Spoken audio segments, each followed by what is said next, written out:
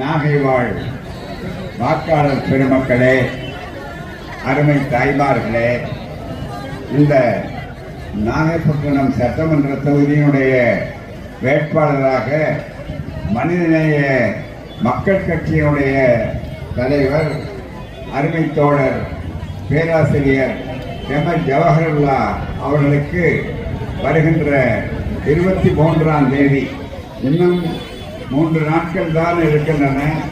அப்படிப்பட்ட இந்த மிகப்பெரிய அளவிற்கு இருக்கக்கூடிய இந்த தொகுதியிலே இருக்க வாய்ப்பில் உதயசூரியன் சின்னத்துக்காக நமது மதச்சார்பற்ற முற்போக்கு கூட்டணியின் வேட்பாளராக ஒப்பற்ற நம்முடைய தலைவர், இந்தியாவையே அதிர வைக்கக்கூடிய ஒரு ஒப்பற்ற ஒரு சிறப்பான தன்மான பெருந்தலைவராக இருக்கக்கூடிய முத்துவேல் கருணாநிதி ஸ்டாலின் ஆகிய அவர் மீண்டும் பதவியேற்க வேண்டும், ஆட்சி பொறுப்புக்கு வர வேண்டும் என்பதற்காக மிகப்பெரிய அளவில் எடுத்த முயற்சிகளுக்கு வருகின்ற அதற்காக உறுதுணையாக இருக்கக்கூடியவர்கள்தான் நம்முடைய கூட்டணி கட்சி தோழர்கள். அப்படிப்பட்ட அந்த பரப்புரையை மேற்கொண்டிருக்கிறோம். உங்களுக்கு தெரியும், எந்த தேர்தலாக இருந்தாலும் நாகை தொகுதி மக்களை சந்திக்காமல் நான் இருந்ததே கிடையாது. எப்போதும் நீங்கள் வெற்றியை அளிக்கக்கூடிய ஒரு நிலையில இருக்கக்கூடிய தோழர்கள், தாய்மார்கள், விவசாய பெருங்குடி மக்கள், வேட்பாளர்கள் மற்றும் தோழர்களே, உங்கள் அனைவருக்கும் அன்பான வணக்கம். தலைமையேற்றிருக்கக்கூடிய மாவட்ட செயலாளர் செயல் வீரர் பூபேஷ் குப்தா அவர்களே, முன்னிலை ஏற்றிருக்கக்கூடிய நாகை மாவட்ட தலைவர் பிஎஸ்டிஏ நெப்போலியன் அவர்களே, திராவிட முன்னேற்ற கழகத்தினுடைய மாவட்ட செயலாளர், அன்பிற்கும் பாராட்டுதலுக்கும் உரிய அருமை தோழர், என்றைக்கும் கழகத்தினுடைய கட்டுப்பாட்டை காத்து தனக்கு பதவி வருகிறதா இல்லையா என்பதை பற்றி கவலை இல்லை.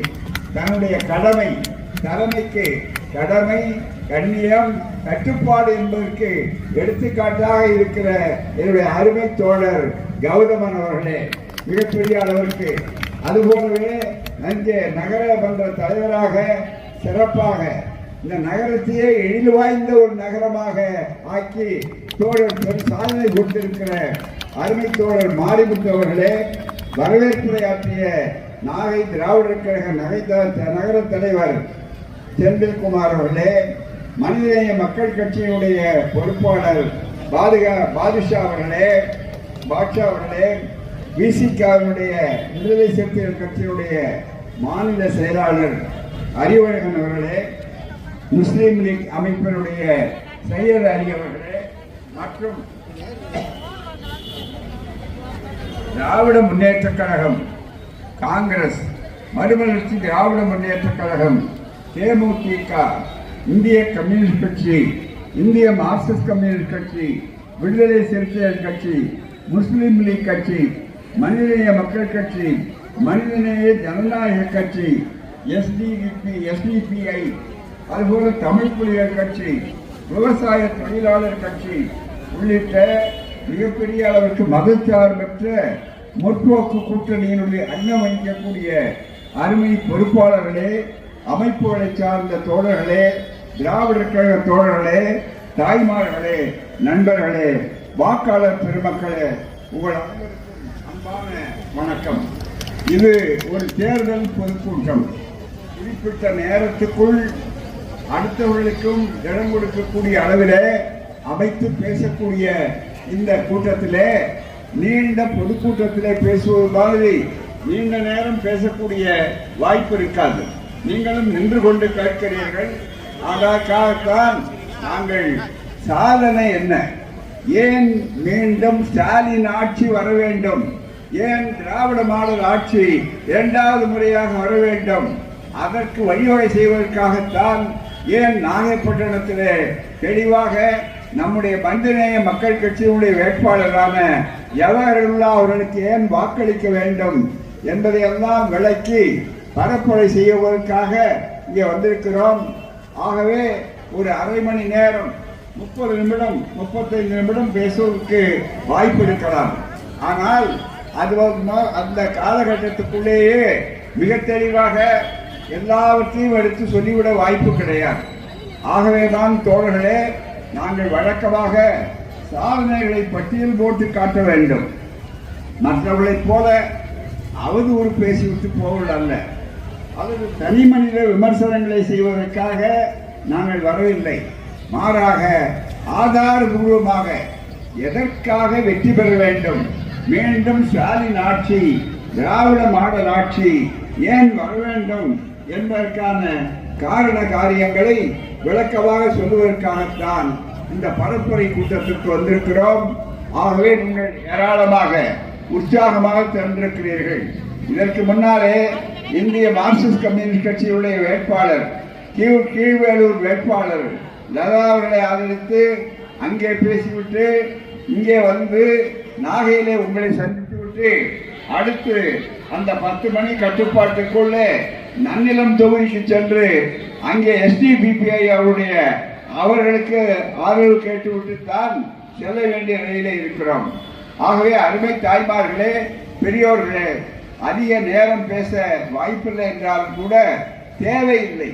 ஏனென்றால் நாடு பூராவுமே மிகப்பெரிய அளவிற்கு ஒரு பெரிய வாய்ப்பை உருவாக்கி கொள்ள வேண்டும், உங்கள் எல்லோரையும் சந்திக்க வேண்டும் என்ற காரணத்தால் தான் தோழர்களே, தாய்மார்களே, பெரியோர்களே, உங்களுக்கு அன்போடு உரையாட வேண்டும் என்பதற்காகத்தான் இந்த ஏற்பாட்டில் வந்திருக்கிறோம்.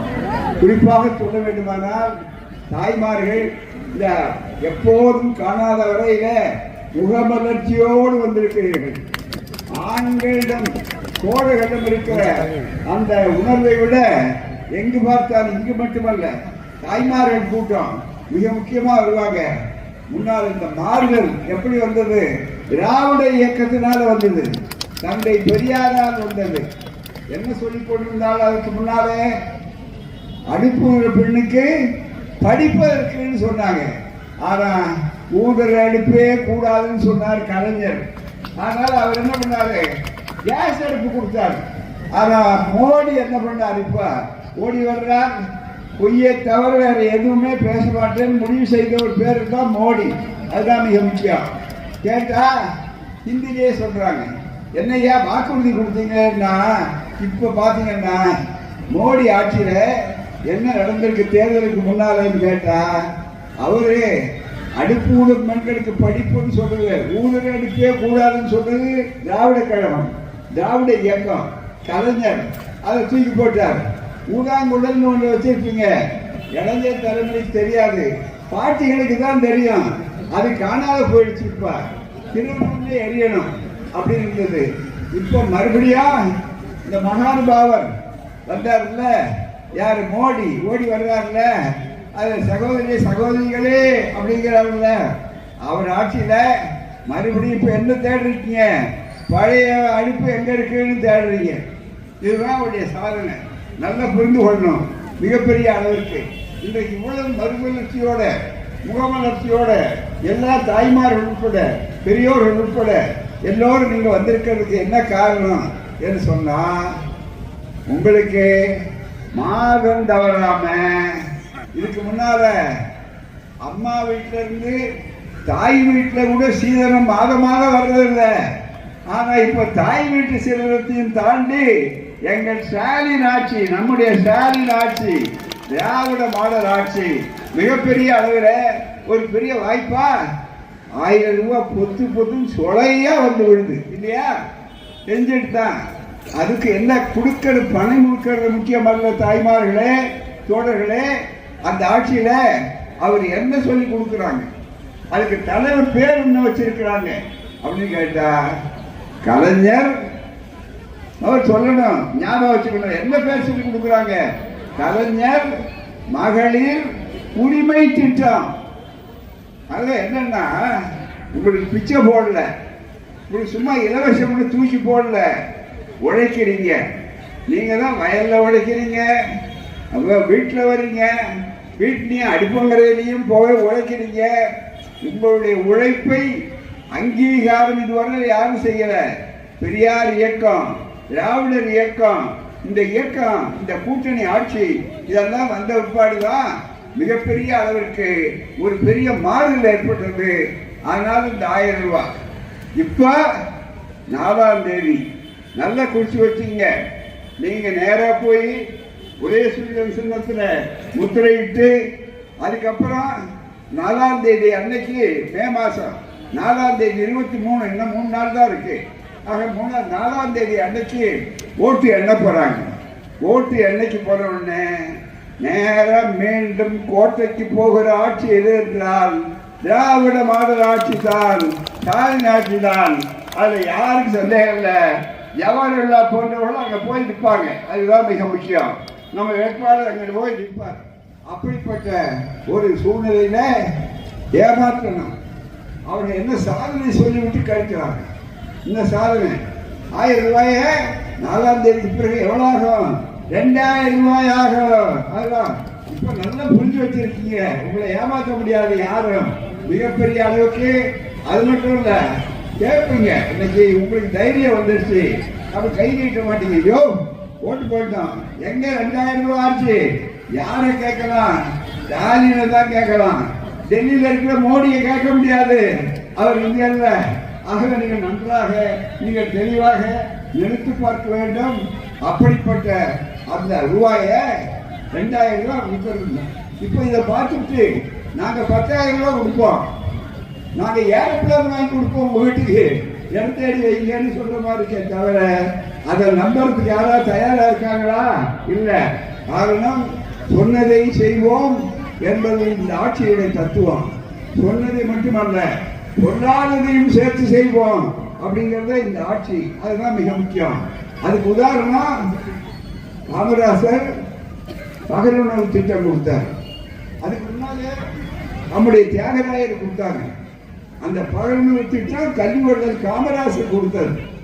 அதை எம்ஜிஆர் வந்தார். அதை சத்துணவு திட்டம் அப்படின்னு சொன்னார். நம்ம மறுபடியும் கலைஞர் வந்தார்.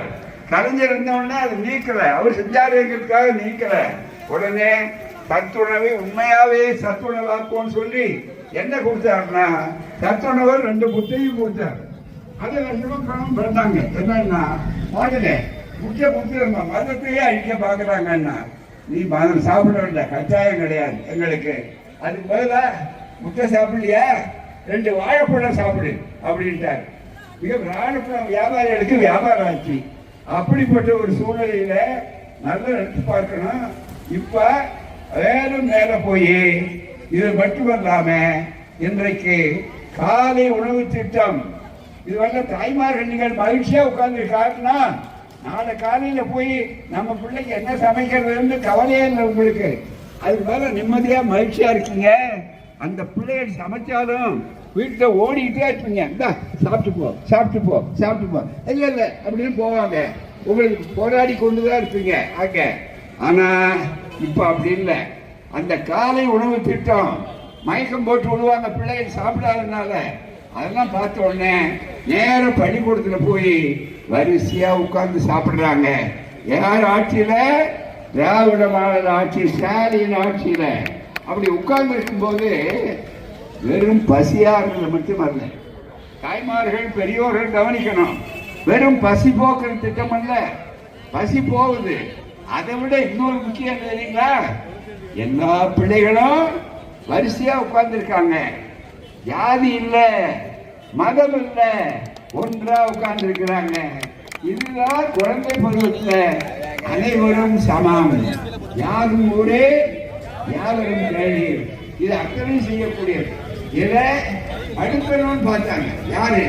அவங்க கொடுக்கிற ஆட்சி ஸ்டாலின் ஆட்சி. தடுக்கிற ஆட்சி எதுன்னு கேட்டா முழுக்க முழுக்க மேல மோடி ஆட்சி. அதுக்கு தொடர் வரவங்க இங்க இருந்து அடிமையை போறாங்க. இங்க இருந்து சர்க்காருக்கு போயிட்டாங்க. அப்படிப்பட்டவங்களை விலைக்கு வாங்கிட்டாங்க, அடமானம் வச்சுட்டாங்க. அதெல்லாம் சேர்த்து நீங்க நல்லா லிஸ்ட் பார்க்கணும். நேரம் அங்க போனவுடனே என்ன பண்ணாங்க? ஒரு சூழ்ச்சி பண்ணாங்க. சுருக்கமா சொல்றேன். என்னன்னா இந்த 1000 ரூபாய் மாசம் மாசம் வருது பாருங்க. இப்போ அதை எப்படியாவது தடுக்கணுங்கிறதுக்காக மார்ச் மாசம், ஏப்ரல் மாசம், அடுத்து மே மாசம் இந்த 3 தேர்தல் வருதுன்னு சொல்லக்கூடிய அளவில் வந்து இந்த 3000 ரூபாய கொடுக்காம நிறுத்துறதுக்கு ஏற்பாடு பண்ணாங்க. மேல கோர்ட் மூலமா நம்முடைய முதல்வர் கலைஞர் விடுவாரா? உடனே அதை புரிந்து கொண்டு அதை முறியடித்தார்.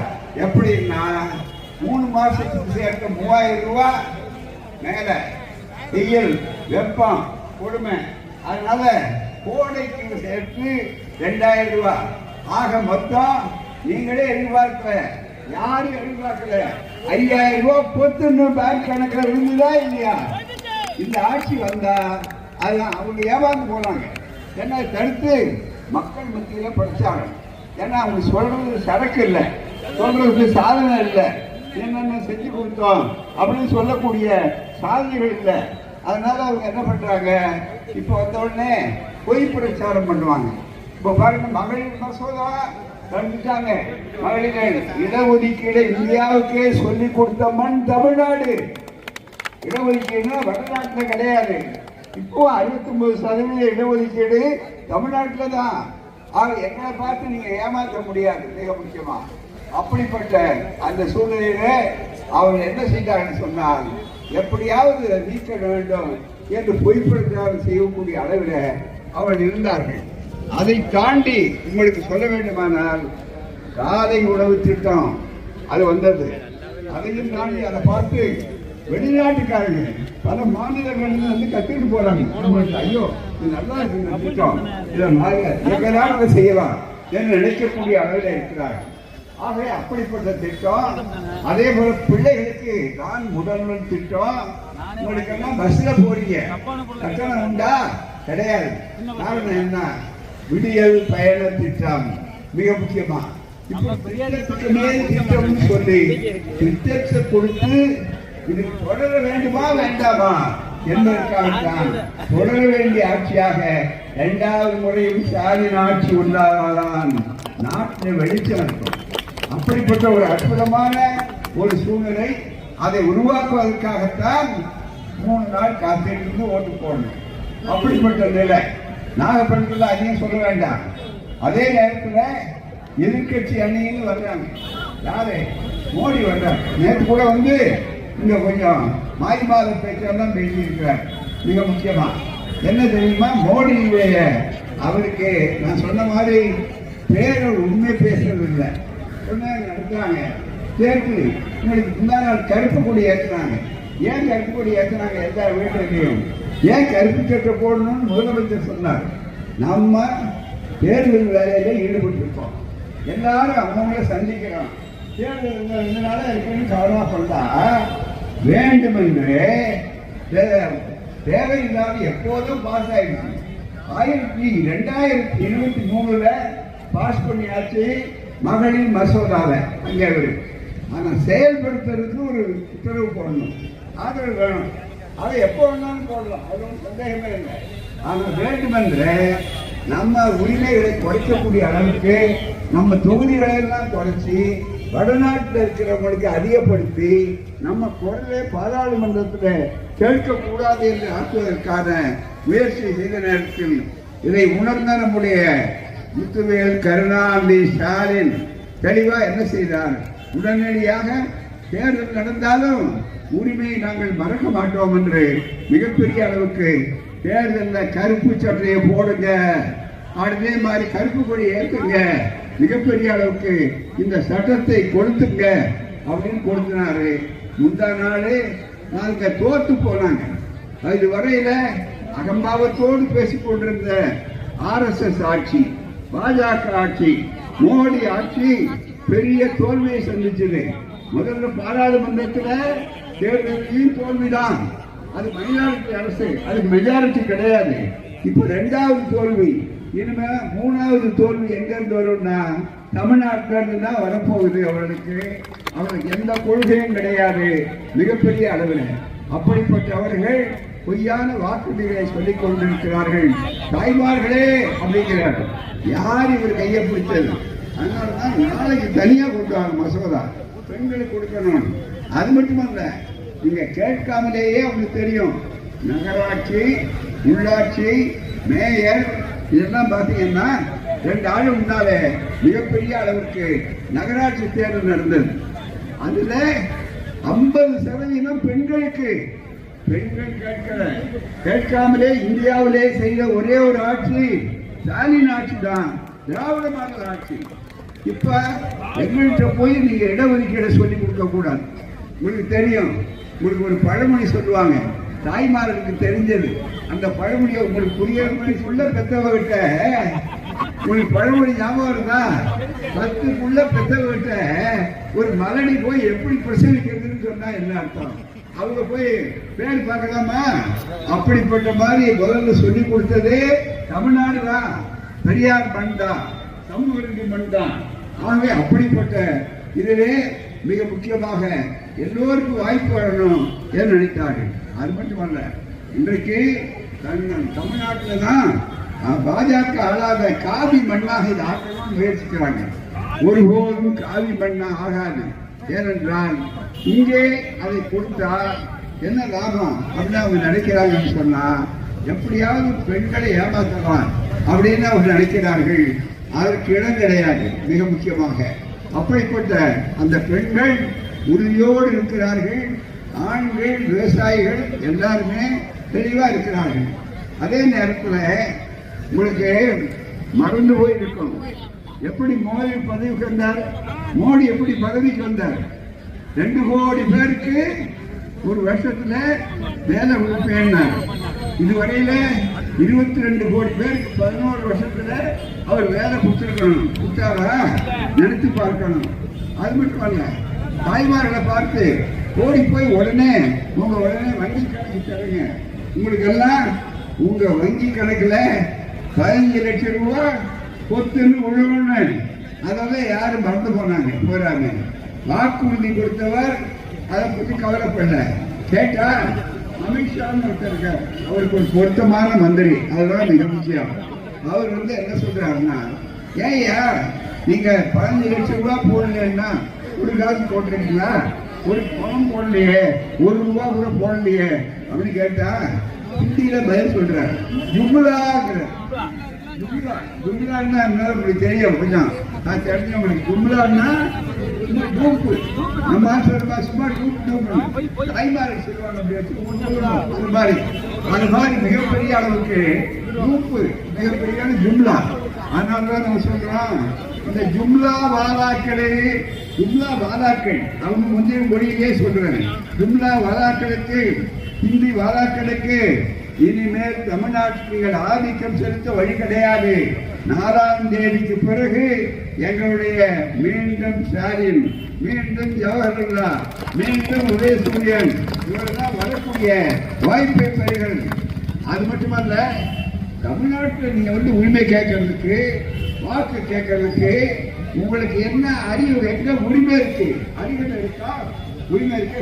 சாதனைகளை செய்யணும், இந்த சாதனைகள் தொடர வேண்டும் என்பதற்காகத்தான் நாங்க உங்களை கேட்கிறோம்னு சொல்றாங்க இந்த அணியினர்.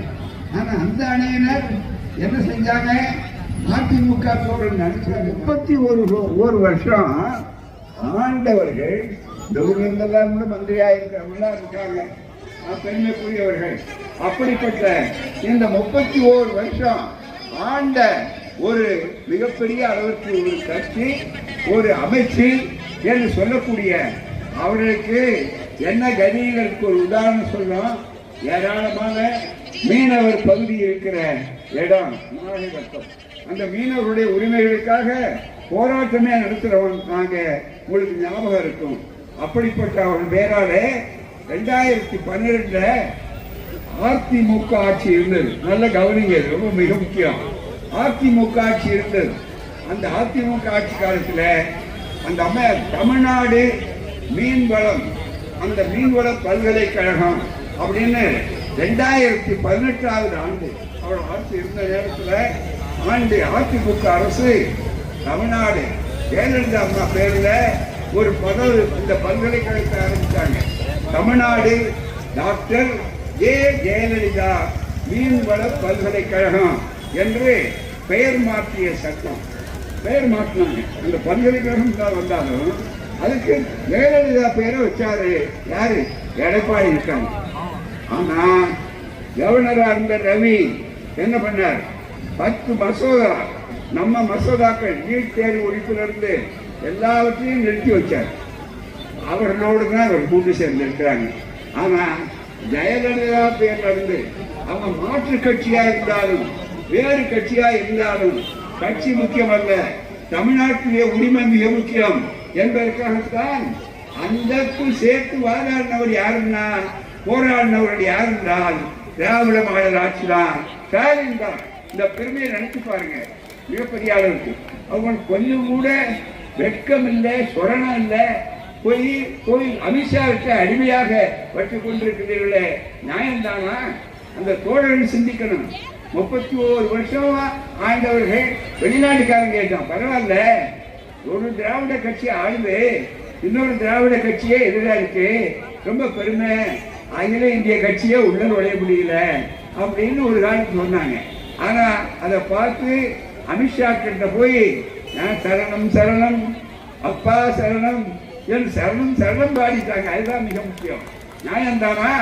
நினைத்து பாருங்கள். மிக முக்கியமாக அது மட்டுமல்ல, அதுக்காக யார் வாதாடுறது? அம்மா பேர்கள். ஆனா அந்த அம்மா என்ன சொன்னாங்க? சரி, முதல்ல அந்த கட்சியில அண்ணா இல்லை, எம்ஜிஆர் இல்லை, அது மட்டும் இல்ல திராவிடம் இல்லை, கொள்கை இல்லை. கடைசியா என்ன சொன்னாங்க? அம்மா ஆட்சி, அம்மா ஆட்சி, அம்மா அம்மா. நம்ம கூட இன்னும் சில பேர் அம்மா பேர்லயே கட்சியும் வச்சிருக்காங்க. அவங்களுக்கு சேர்ந்து சொல்றோம். இதுவரைய நீங்க அம்மா பேர் சொன்னீங்களே, அந்த அம்மா என்ன சொன்னாங்க? உங்களுக்கு ஞாபகம் இருக்கும்.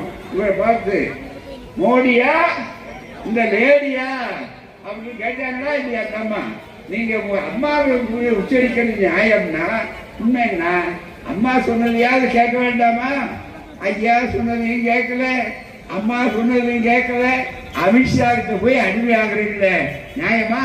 உங்களையும் சேர்த்து மீட்டெடுப்பதற்கு தான் ஸ்டாலின் வரணும். அதுதான் மிக முக்கியம். அந்த தமிழ்நாட்டை மட்டும் மீட்கவில்லை, உங்களையும் சேர்த்து மீட்டு எடுப்பதற்காகத்தான் அம்மா அம்மா என்று சொல்லுவது முக்கியமா? அதை புரிந்து கொள்ள வேண்டும். என்னாச்சு? அந்த அம்மாவை பார்த்து ஸ்டாலின் வந்த உடனே, மோடி வந்த உடனே என்ன பண்ணார் தெரியுங்களா?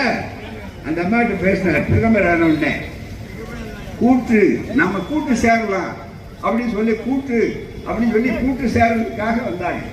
கூட்டு அப்படின்னாரு. அந்த அம்மாவை பார்த்து சொன்னாங்க, கூட்டு கூட்டு வாங்க அப்படின்னாரு. அந்த அம்மா என்ன பண்ணாங்க? கூட்டா வாங்க வீட்டுக்கு அப்படின்னு போலீஸ் கார்டன் கூப்பிட்டாங்க. கூட்டு தானே 21 வகை வச்சிருக்கேன் சாப்பாடு. அதுல நடுவில் கூட்டு இருக்கு. அதை ஒழுங்கா சாப்பிட்டுட்டு நிம்மதியா போங்க அப்படின்னு சொன்னதுதான் அந்த அம்மா. மற்றபடி அரசியல்ல கூட்டுன்னா அதுக்கு பெரிய பூட்டு அதான் போட்டாங்க. கூட்டு வரல, கூட்டு வந்தது. ஆனா உங்களுக்கு அதெல்லாம் மறந்துட்டு இப்ப போய் அங்க உட்கார்ந்துகிட்டு நீங்க சரணம் பாடுறீங்களே, நியாயமா? இங்க சிந்திக்க வேண்டும். மோடியா லேடியா? என்ன கேட்டாங்க? மோடியா லேடியான்னாங்க. இப்ப எடப்பாடியார் பண்றாரு, அமித்ஷா சொல்லி டெல்லிக்கு ஓடியாங்கிறாரு. டெல்லிக்கு ஓடியான்னு ஒண்ணு, மோடியா ஓடியான்னு ஓடியான்னு சொல்லக்கூடிய அளவிற்கு இன்னைக்கு வந்து விட்டாருன்னு சொன்னா இதை விட அவமானம் தமிழ்நாட்டுக்கு. அவங்களுக்கு மட்டும் அவமானம் இல்லை, தமிழ்நாட்டுக்கு. ஆகவே அதை மீட்டெடுக்கக்கூடிய வகையில இறுதியாக சொல்லுகிறோம் தோழர்களே, நெல் விவசாயிகள், விவசாய பகுதிகளில் சிறுபான்மை சமுதாயம் பெரும்பான்மை சமுதாயம் என்று நாம் பார்ப்பதில்லை. மத கலவரங்கள் இல்லை, அமைதி பூங்காவாக இருக்கிறது. இங்க யாரும் கலவரம் பண்ண முடியாது. அதுக்காக தான் திருப்பரங்குன்றத்தை தேர்ந்தெடுக்கிறான். அங்க போய் தீபம் எரிய வேண்டிய இடத்துல எரியட்டும், யாரும் அதுக்கு எதிராக இல்லை. இஸ்லாமிய சகோதரர்கள் கிறிஸ்தவர்களா இருந்தாலும் மற்றவர்களா இருந்தாலும் அண்ணன் தம்பிகள், மாமன் மச்சினன், சொந்த வேறுபாடே கிடையாது. எல்லாரும் ஒன்னா இருக்கிறோம். இதுல கலவரத்தை உண்டாக்க வேண்டும் என்பதற்காகத்தான் இந்த விஷமங்களை செய்து கொண்டிருக்கிறார்கள். எனவே அமைதி பூங்காவாக இருப்பதால் தான் வெளிநாட்டுக்காரர்கள் வந்து தொழில் வளர்கிறார்கள், தொழிற்சாலையை உருவாக்குகிறார்கள். அப்படிப்பட்ட ஒன்று. அது எல்லாத்தையும் விட மீனவர்களுக்கு பாதுகாப்பு என்னாச்சு? இதுவரை நீங்க ஏதாவது செய்திருக்கிறீர்களா? அது மட்டும் ஒரு நண்பர்களே, இன்னும் உங்களுக்கு ஒன்று சொல்லணும். முக்கியமான விஷயம் என்னன்னா, இது டெல்டா பகுதி. ஆமா, அதனால சில அடிக்கடி பயிர் எவ்வளவு மோசம் வரும், புயல் வரும், மழை வரும். இது அத்தனையும் காப்பாற்றி கொண்டு முழுக்க நமக்கு இதுக்கெல்லாம் இழப்பீடு உடனே வந்த இழப்பீடு. அது மட்டுமல்ல, விவசாயிகள், நீங்கள் எல்லாம் விவசாயிகள், விவசாயிகளுக்கு தெரியும் மிகப்பெரிய அளவிற்கு ஒரு மாசத்துக்கு, அதாவது ஒரு நெல்லை உயர்த்தினா, நெல் உற்பத்தி பெருக்கினா ஊக்கத்தொகை, இதுக்கு முன்னால பழைய ஆட்சியில ஊக்கத்தொகை கிடையாது. இவர் ஆட்சிக்கு வந்த உடனே தான் 2500 ரூபாய் ஊக்கத்தொகை கொடுக்குறாங்க. இப்போ 4ஆம் தேதிக்கு பிறகு ஸ்டாலின் வரப்போறார், மீண்டும் ஆட்சி வரப்போகுது, 3500 ரூபாய ஊக்கத்தொகையாக கொடுப்போம் என்று சொல்லக்கூடிய அளவில் இருக்கக்கூடிய அந்த வாய்ப்புல நீங்கள் யோசனை செய்யணும். அத நெல் உற்பத்தி பெருகிடுச்சு, அதனாலதான் திடீர்னு கடன் போதைய அளவுக்கு இல்லை போடுறாங்க. அப்படிப்பட்ட சூழ்நிலை ஒரு வாரத்துக்கு முன்னால முதல்வருக்கு ஒரு கடிதம் வருது. எங்க இருந்து? டெல்லியில இருந்து. அந்த என்ன எழுதுறாங்க, நீங்க தமிழ்நாட்டுக்கு அறிவுறுத்துறோம், என்ன சொல்றோம்னா, நீங்க 2500 ரூபாய் ஊக்கத்தொகை கொடுக்கறதுனால நெல் உற்பத்தி அதிகமாகுது, ஆகவே அதை நிறுத்தணும், அந்த ஊக்கத்தொகையை நிறுத்தணும், எங்களுக்கு செலவாகும். எவ்வளவு கொடுமை பாருங்க, மிகப்பெரிய அளவிற்கு அதை எண்ணி பார்க்க வேண்டும், சிந்திக்க வேண்டும். அப்படிப்பட்ட அந்த ஊக்கத்தொகையை நிறுத்தலுக்கு கடிதம் எழுதுறாங்க. அவங்க இல்லை, நாங்க உடனே அந்த கடிதம் வெளியாச்சு, பதில் சொல்லலை இதுவரையில. மோடி வர்றார், நெல்லை விஷயம் மிகப்பெரிய அளவுக்கு அவர் சொல்லக்கூடிய. ஆனா இதற்கு முன்னால மோடி வந்தவர் என்ன சொன்னார் உங்களுக்கு தெரியும்? திடீர்னு தமிழ் மேல ஆசை வந்துடும், திடீர்னு தமிழ் மொழி மேல காதல் வந்துடும், பாசம் வந்துடும். அவர் அவருக்கு எழுதி கொடுத்தாங்க, ஔவையார் பாட்டு பாடினார். என்னன்னா, வரப்புயர அப்படின்னு ஆரம்பிச்சார். அதுதான் மிக முக்கியம். நெல்லுக்கு நம்ம கிட்ட வரப்பு என்னன்னு நமக்கு சொல்லி கொடுக்குறாரு, அதுதான் மிக முக்கியம். வரப்புயர உடனே நீர் உயரும் பாட்டு பாடினார். நீர் உயர நெல் உயரும், நெல் உயர குடி உயரும். இந்த பக்கத்துல இந்த பாட்டு பாடுறாரு, அந்த பக்கத்துல நெல்லை உற்பத்தி பண்ணாரு, ஊக்கத்தை உடையாத மாதிரி ரெட்டை நாக்கு ரெட்டை வேடம். இந்த ரெட்டை வேஷதாரிகளுக்கு இடமில்லை என்று காட்டுவதற்குத்தான் தாய்மார்களே, பெரியோர்களே, நண்பர்களே, வருகிற 23ஆம் தேதி அன்று நீங்கள் நேரடியாக வாக்குச்சாவடிக்கு சென்று அங்கே வரிசைப்படுத்துங்கள். இதற்கிடையில ஒன்றை சொல்லுகிறேன், அருமை தாய்மார்களே, அருமை சகோதரிகளே, இங்கே இஸ்லாமியர்களா, கிறிஸ்தவர்களா, மதம் உள்ளவர்களா, ஆனால் மதத்தால் மாறுபடலாம், ஆனால் நாம் எல்லோரும் மனதால் ஒன்றுபட்டவர்கள், இவர்களை பிரிக்கவே முடியாது. அப்படிப்பட்ட மண் இந்த மண். இந்த மண்ணிலே நீங்கள் எல்லோரும் யோசிக்கணும். இப்ப நானு என்னுடைய வயது கவனிங்க, என்னுடைய வயது 93. இந்த 93 வயதுல நாங்க ஆரம்பிச்சதுலேருந்து ஒரு நாள் கூட நான் லீவ் எடுக்கல. அரசாங்கமாக இருந்தால் லீவ் போடுவாங்க, நான் ஒரு நாள் கூட, ஒவ்வொரு நாளும் 3 கூட்டம் 4 கூட்டம், வெயில மழை கவலாம இருக்க. யார் திராவிட கழகத்துக்கு சீட்டு உண்டா? எல்லா கட்சி கூட்டணிக்கும் 2 இடம் 4 இடம் கூட வருதா குறையா வருதாங்கிறது இல்லை. எங்களுக்கு சீட்டு ஒன்று சீட்டு கிடையாது, கேட்க மாட்டோம். அதான் ஒண்ணு என்னன்னா, தேர்தலில் பெரியார் கட்டளை, நாங்க தேர்தலில் நிற்காதோம், நாங்க தான் அதிக அக்கறை சொல்றோம். தேர்தலுக்கு நிக்கிறவங்களோட எங்களுக்கு அக்கறை அதிகமா இருக்கு. காரணம், அவர்களுக்காக அல்ல, ஒரு ஸ்டாலினுக்காக அல்ல, ஒரு ஜவஹர்லாவுக்காக அல்ல, உங்களுக்காக, நமக்காக, எதிர்கால சந்ததிக்காக. நம்முடைய நாடு அமைதி பூங்காக இருக்க வேண்டாமா? நம்முடைய பிள்ளைகள் படிக்க வேண்டாமா? நம்முடைய பெண்கள் எழுச்சி பெற வேண்டாமா? நம்முடைய பெண்கள் இன்றைக்கு மிகப்பெரிய அளவுக்கு கரண்டியை தூக்கி போட்டு கையில பேனாவை பிடினார். பேனாவை பிடிச்சதுனால என்னாச்சுன்னா, இப்ப காவல்துறையில தான் பாக்குறீங்க, பேனாவை தாண்டி துப்பாக்கி வச்சிருக்காங்க. சுடுறதுக்கு அல்ல, சுடுறவனை காப்பாற்றுறதுக்கு. அதுதான் மிக முக்கியம். அப்படிப்பட்ட ஒரு எழுச்சி மிகுந்த ஒரு ஆட்சி இந்த ஆட்சி. எனவே தான் தாய்மார்களே, பெரியோர்களே, நண்பர்களே, தவறாமல் ஓட்டு சாவடிக்கு செல்லுங்கள். சென்று நேர பாருங்க, எம்எச் தவறுள்ளா, அதுக்கு நேர என்ன சின்னம், உதயசூரியன் சின்னம் அப்படின்னு பார்த்து, அது 3ஆவது இல்ல, 3ஆவது இருந்து முதல்ல வருவார் ஜெயிக்கும் போது. அதுதான் மிக முக்கியம். அந்த உதயசூரியன் சின்னம் அப்படின்னு வந்த உடனே தடுமாறாமே அதை பார்த்து நிதானமா தாய்மார்கள் பெரியோர்கள் எல்லோரும் சொல்றோம். உதயசூரியன் சின்னா எவருங்களா பேரை பார்த்த உடனே பொத்தான்னு அழுத்துங்க. உடனே விரலை எடுத்துடாதீங்க. விளக்கு எரியுதான்னு பாருங்க. விளக்கு எரிஞ்சா அங்க மட்டும் விளக்கெரியாது, உங்கள் வீட்டில் விளக்கெரியும், நாட்டில் விளக்கெரியும், எங்கும் ஒளி வரும், இருட்டு போகும், விடியல் வரும். மடவாதியில் உதயசூரியன். நன்றி வணக்கம். வெற்றி விழாவிலே வந்து உங்களை சந்திக்கிறேன். நன்றி வணக்கம். பாருங்கள், கட்டிப்பாடு எல்லா தோழர்களும் கட்டிப்பாடா இருக்காங்க. நம்ம கௌதமன் மாவட்ட செயலாளர், அங்க நகர தலைவர் எல்லாம் இருக்காங்க. திமுகவுக்கு இந்த விதமும் கிடையாதா அப்படின்னு வெளியிலே கேட்கிறாங்க. ஆனால் தலைவர் முடிவு பண்ணிட்டா அது நமக்கு விருந்தாளிக்கு தான் முதலிடம், வீட்டுக்காரருக்கு அப்புறம். நமக்கே சாப்பாடு இல்லைன்னாலும் நம்ம விருந்தாளி பாரு, நம்ம வர்றவங்களுக்கு தான் விருந்தாளியா வர்றாங்க. ஆகவே அவர்களை பாருங்கள், கட்டுப்பாடு சிறப்பாக அனைவரும் ஓர் நிறை என்று ஆக்குங்கள். மீண்டும் வருகிறேன். மறவாதியில் உதயசூரியன். நன்றி வணக்கம்.